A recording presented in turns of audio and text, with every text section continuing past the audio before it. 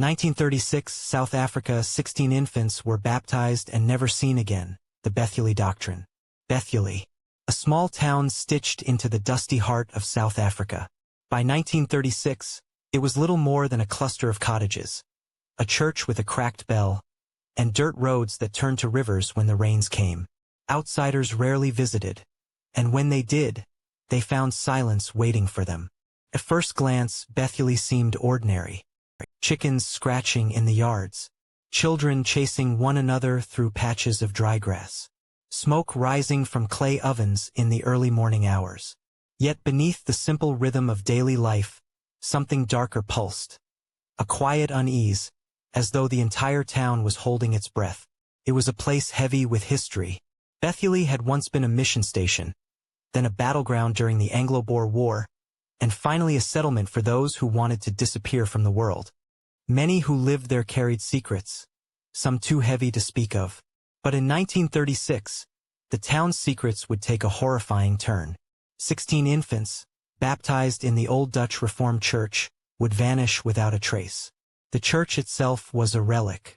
Its walls were chipped, its windows clouded with dust, and its pews creaked under the weight of generations. When the bell tolled, its sound carried across the veldt like a warning. Townsfolk whispered that strange things happened in the church's cellar, a place only the preacher and a few chosen elders dared to enter. And yet, no one questioned the church openly. It was the center of life, the beating heart of Bethulie.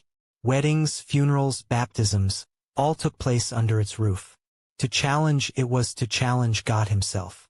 That year, whispers spread through the village of a great blessing to come.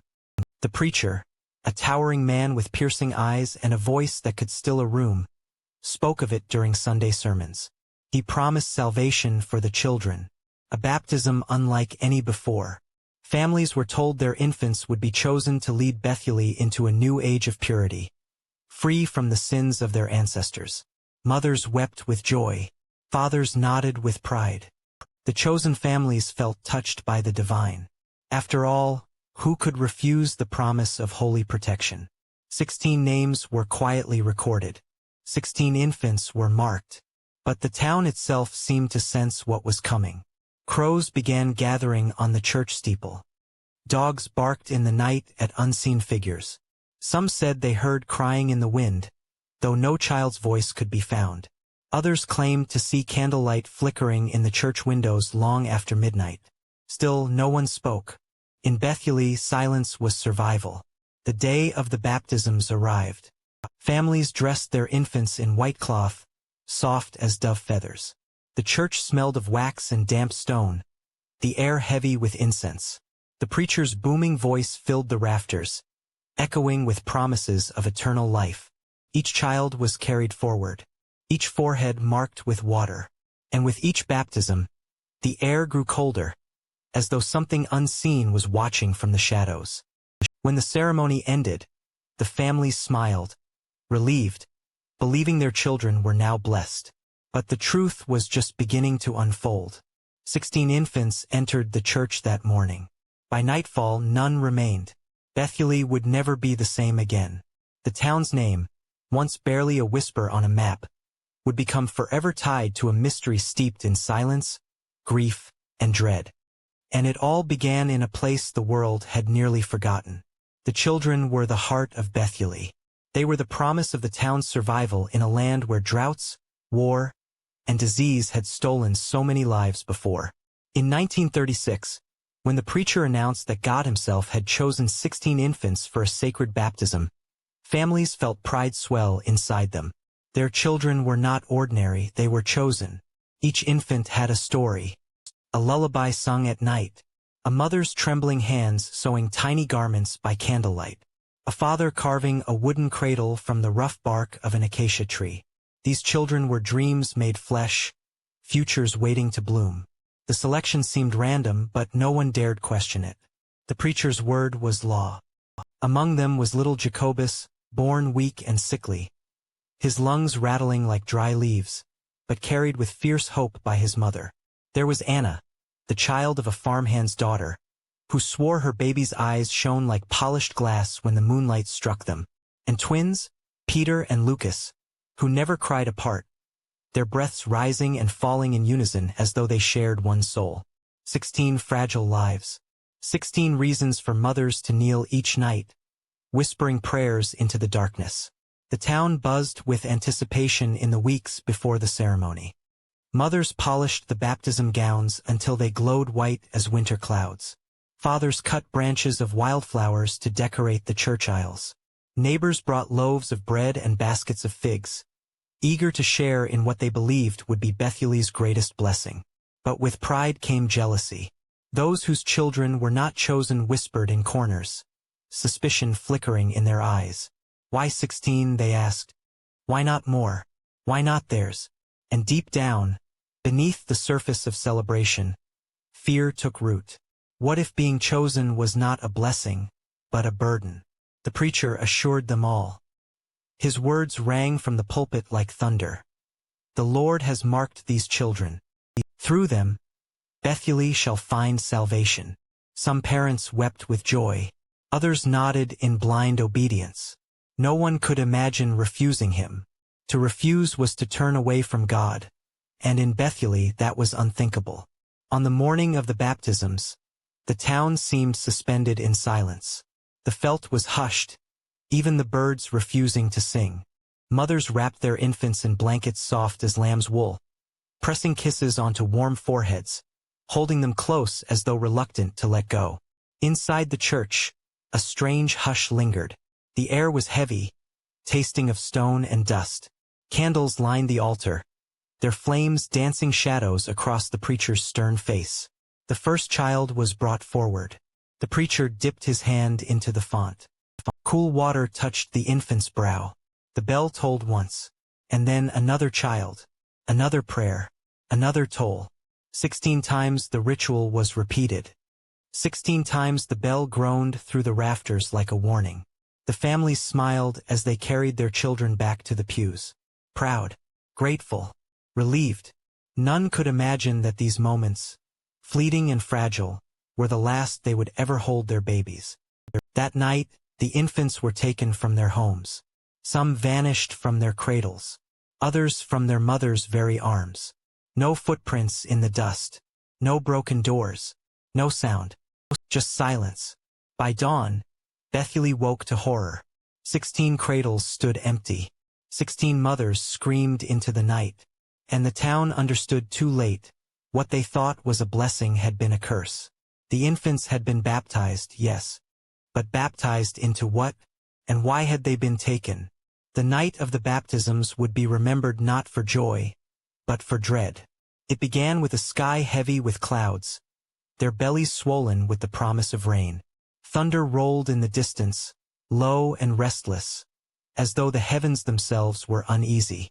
Inside the church, candles flickered nervously in their holders, casting thin, stretching shadows across the stone walls. The air reeked of melted wax, damp hymnals, and something else, something metallic, sharp like iron. The congregation sat in silence. No one dared cough. No one whispered. Only the echo of the preacher's boots on the wooden floorboards broke the stillness as he entered, towering, solemn, clutching the great black Bible bound in cracked leather. The ritual began with hymns, but they sounded hollow. The voices of the mothers quivered, as though the words caught in their throats.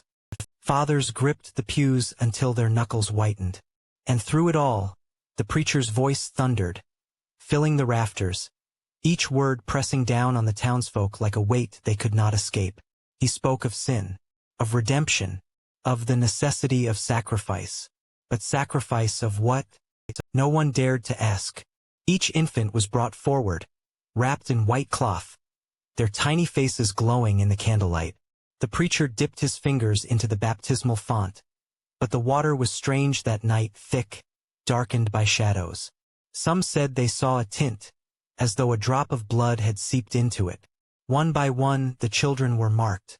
The preacher's thumb pressed firmly onto their foreheads, whispering words in a language that was not Afrikaans, nor English nor Dutch, a tongue that twisted harshly, ancient and foreign. The elders nodded grimly, as if they understood. The bell tolled, once for each child. 16 heavy notes, dragging through the town like funeral drums. By the time the final child was baptized, the storm outside had broken. Rain lashed against the church windows, and lightning illuminated the preacher's face in white flashes. His eyes hollow, burning with something that did not belong to a man of God. The final hymn was sung, though no one could remember the words afterward. It ended abruptly as though cut short, and then, the preacher declared the ceremony complete. Families carried their children home, reassured by his booming blessing, clinging to the hope that their little ones had been truly protected. But there was unease in the air. A coldness that followed each family as they walked through the mud-soaked streets, clutching their children tighter than ever. Dogs howled at nothing. Windows rattled though the wind had stilled. Bethulie had been marked.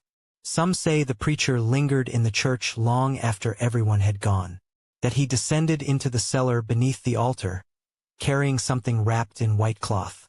Others claimed they saw faint light seeping from the cracks of the church doors, long into the night.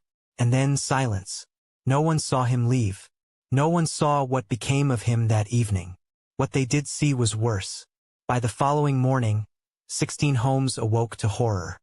Mothers reached for their infants and found only empty blankets.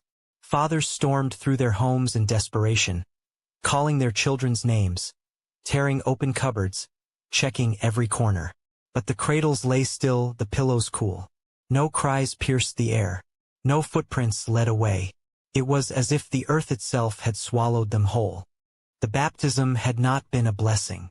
It had been the opening act of something far darker. And the shadow that fell over Bethulie that night would never lift again. First, no one believed it. 16 children could not simply vanish. Mothers clutched at empty cradles, rocking them as though their little ones might return if only they sang the right lullaby. Fathers searched the fields, calling their infants' names into the cold morning air. But silence answered. Not even an echo. The town erupted into panic. Neighbors rushed from house to house, hoping it was all a cruel misunderstanding, that the infants had been taken to the church for some secret blessing, or perhaps hidden for protection. But the church was empty. The altar was bare, and when they descended into the cellar beneath, they found only damp stone, dripping water, and darkness thick enough to choke on. There were no signs of struggle, no broken doors, no footprints in the mud. It was as if the children had dissolved into air, carried away by unseen hands. The mothers wailed in the streets. Their cries pierced the town, echoing into the open veldt. Some collapsed, unable to rise. Others screamed at the preacher's house, demanding answers. But he did not come to the door. He did not speak. His windows remained dark, as though he were not there at all. The fathers grew restless. Some wanted to tear the church apart brick by brick.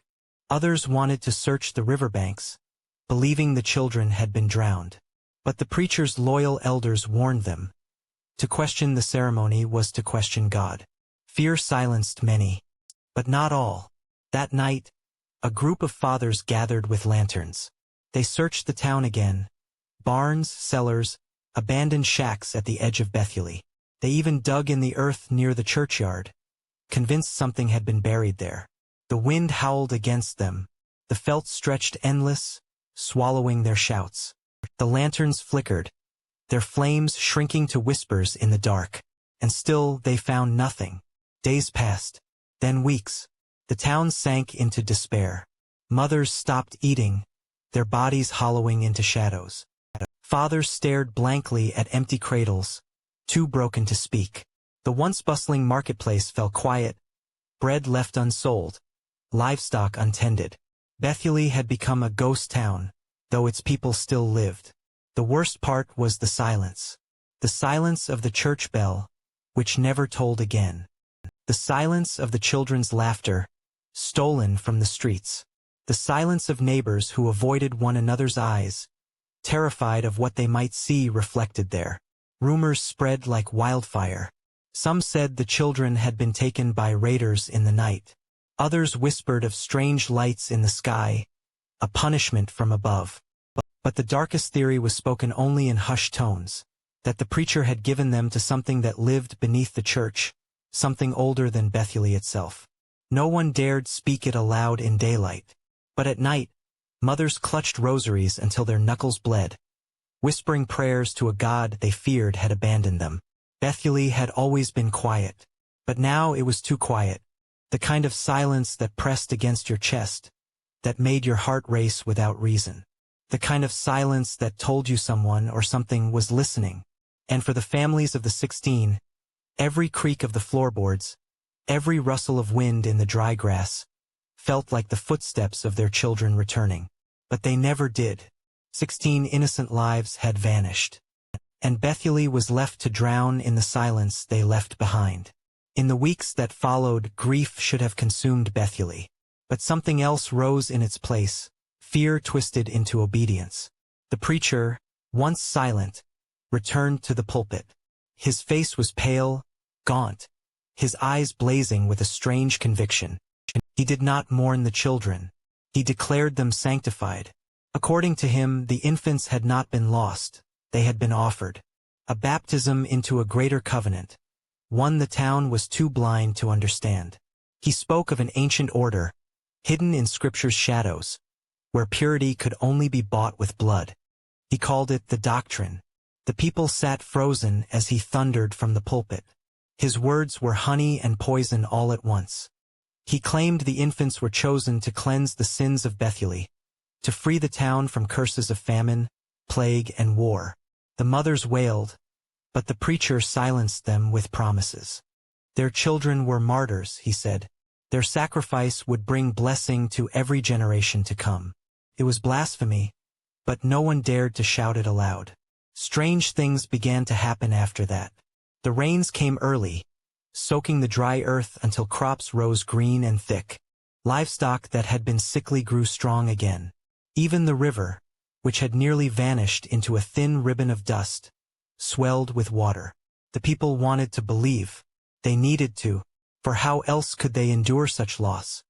If the children's disappearance meant salvation for Bethulie, then perhaps it had not been in vain. But deep inside, the mothers knew better. No rain could fill the emptiness of a cradle. No harvest could replace the sound of a child's cry. The preacher's grip tightened. He began holding services at night, lit only by candles. His sermons grew darker, his voice rising like a storm as he preached of sacrifice, obedience, and silence. A select group of men, elders, farmers, even a schoolteacher, were invited into the church cellar. They returned pale, their eyes hollow, whispering fragments of the doctrine but never daring to reveal it fully. Children were kept close to their mothers after that, locked indoors at night, watched as though any of them might be taken next. And yet the town did not rebel. They convinced themselves it was God's will, that their grief was holy, that their suffering meant something. To question the doctrine was to risk exile or worse. But outside Bethulie, whispers began to spread. Travelers passing through noticed the strangeness. The way the people fell silent when asked about the year 1936.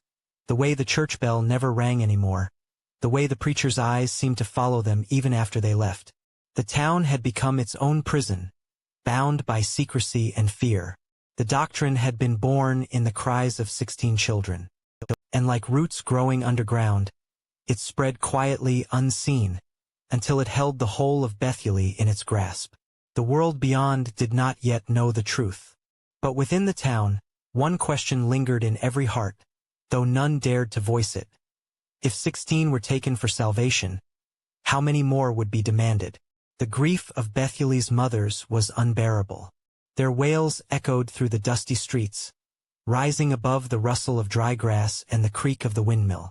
Night after night, their cries became Bethulie's only music, a haunting chorus that no one could silence. Inside their homes, the mothers clung to the tiny garments their children once wore. Dresses folded neatly in drawers, little shoes never worn down by walking, blankets still smelling faintly of milk and lavender soap.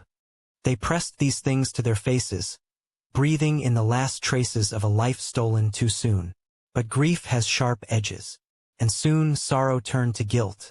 They blamed themselves. Some whispered they had not prayed enough. Others wondered if they had failed some secret test. A few believed God himself had judged them unworthy to keep their children. One mother, her name lost to time, walked to the church at midnight, barefoot and trembling, carrying the cradle of her vanished child. She placed it before the altar and screamed until her voice broke. The next morning the cradle was gone. So was she. Her name was never spoken again. The fathers grieved differently. Many drowned their sorrow in brandy, their eyes red and vacant, fists slamming against wooden tables. Others hardened, sealing their pain inside until it turned to silence. They looked away when the preacher passed, but none confronted him. To do so was to risk exile from Bethulie, and exile meant death in the wilderness. The mothers, though, had no such silence. Their mourning was constant, piercing, and dangerous. They gathered in small circles at night, whispering prayers not of obedience, but of defiance.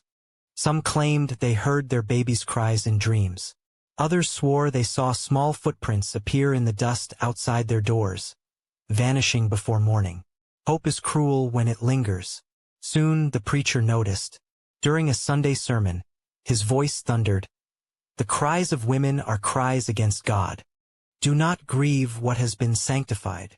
The mothers lowered their heads, but their tears betrayed them. The preacher's eyes, sharp as knives, scanned the pews until every woman felt exposed. From then on, the mother's mourning was forced underground. No more wailing in the streets. No more candles left burning in windows. Their grief became secret, buried in whispers and hidden tears. But grief never dies. It lingers in the soil, in the walls, in the air. And in Bethulie, it twisted the town into something unrecognizable. Years later, travelers wrote of the women of Bethulie. They described them as hollow-eyed and gaunt, their voices quiet, their laughter absent. Some said they never saw a mother cradle a child in public, as though even the sight of love was forbidden. The doctrine had taken the infants, but it also devoured the mothers, slowly, painfully, until they were little more than shadows moving through a haunted town. And yet, their cries never truly stopped. On stormy nights, when the wind howled through the felt and rain battered the tin roofs, some swore they could hear it still. The sound of 16 mothers weeping in the dark, searching for children who would never return. The preacher's house sat on a rise overlooking the town. Its windows were narrow, its shutters always drawn. Few dared approach it. Children whispered that shadows moved behind the curtains at night, even when no lamp burned. After the disappearances, the preacher spoke less from the pulpit and more from behind closed doors. He called private meetings with the elders. Men entered his home late at night and emerged at dawn, their faces pale, their eyes darting nervously. Whatever was spoken inside, it was never repeated. But Bethulie began to notice things, small, unsettling details that pointed to something hidden beneath the preacher's robes of holiness. It was his cellar. Neighbors swore they heard chanting from beneath the house, low, rhythmic, like the hum of bees in a hive. Sometimes, there were louder noises, sharp cracks as though wood or bone was breaking. Dogs refused to go near the place. They whined and pulled at their chains, their ears flat, their bodies trembling. And then there were the deliveries, crates carried in by ox cart, arriving under the cover of night. Not food, not tools, no one ever saw what was inside. Only that the preacher insisted the men carry them down into the cellar, never up. Rumors spread that he was not only a man of God, but a man bound to something older, something buried deep beneath Bethulie. The doctrine, people whispered, was not written in the Bible at all, but in books of leather and ash hidden beneath his house. One night, a father, drunk on rage and brandy, tried to break in. He wanted answers. He wanted his child back. But before he reached the door, the preacher appeared, tall and silent, blocking the path. His eyes gleamed strangely in the moonlight, reflecting silver like an animal's. The father stumbled back, fear sobering him instantly. By morning he was gone. His house stood empty, his possessions abandoned, his name struck from every tongue in Bethulie. The preacher grew bolder after that. His sermons became more violent. He spoke of fire and brimstone, of towns swallowed whole for disobedience. He warned that Bethulie's salvation depended on silence, loyalty, and sacrifice. The people obeyed, out of fear, not faith. But the preacher's secret weighed heavily on them. They knew something was hidden beneath his house and beneath the church itself. Some swore the two cellars were connected by tunnels, carved long ago by hands unknown. At night, faint light flickered beneath the cracks of both doors. And sometimes, if the town was silent enough, they heard it. Infant cries echoing faintly from underground. The truth of what lay beneath was never spoken aloud. But in every heart, the suspicion grew. The preacher had not lost the children. He had kept them. Not in life, but in some other way. Bethulie's people began to understand something horrifying. The doctrine was not faith. It was hunger. And the preacher was only its mouthpiece. At the edge of Bethulie stood an old building, once an orphanage, later abandoned. Its windows were broken, its walls streaked with soot, its roof sagging like tired shoulders. Children in the town were told to stay away, warned it was filled with ghosts. Yet, after the vanishings of 1936, strange activity returned to that crumbling place. Lantern light flickered through the broken glass at night.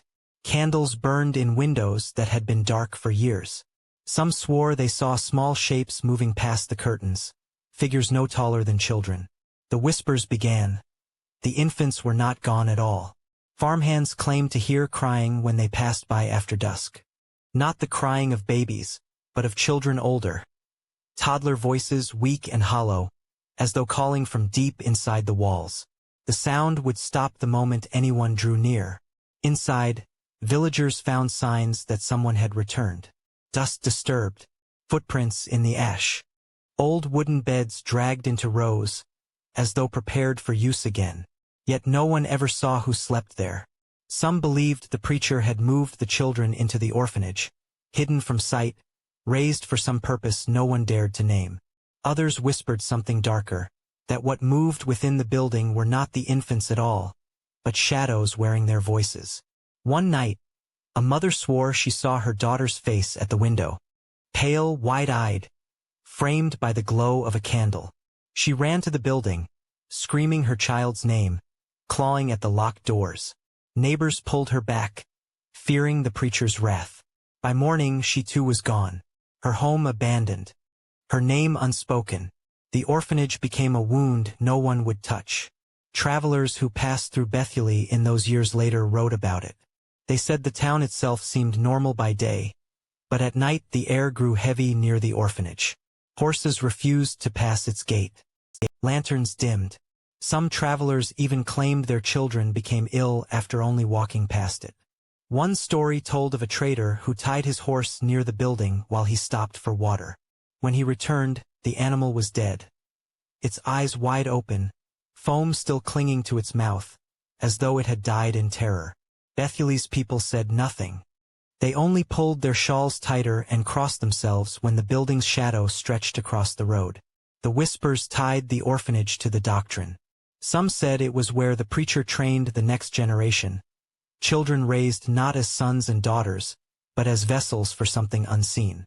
Others believed it was worse, that the building itself had absorbed the cries of the lost 16, and now it lived, feeding on fear, calling out in voices that should never have been heard again.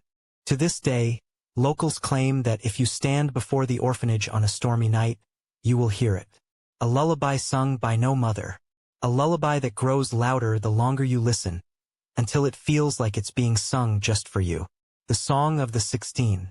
The Song of Bethulie's Curse. The year after the disappearances, Bethulie was no longer a town. It was a husk. Shutters stayed closed. Streets emptied before sunset. Markets that once bustled with chatter now echoed with silence. No laughter of children. No sound of bells. Only the endless wind sweeping across the veldt. The mothers wore black, their hair hidden beneath scarves. Fathers walked stiffly, their eyes lowered, their mouths tight. Every family carried the wound of 1936, but no one dared to speak of it.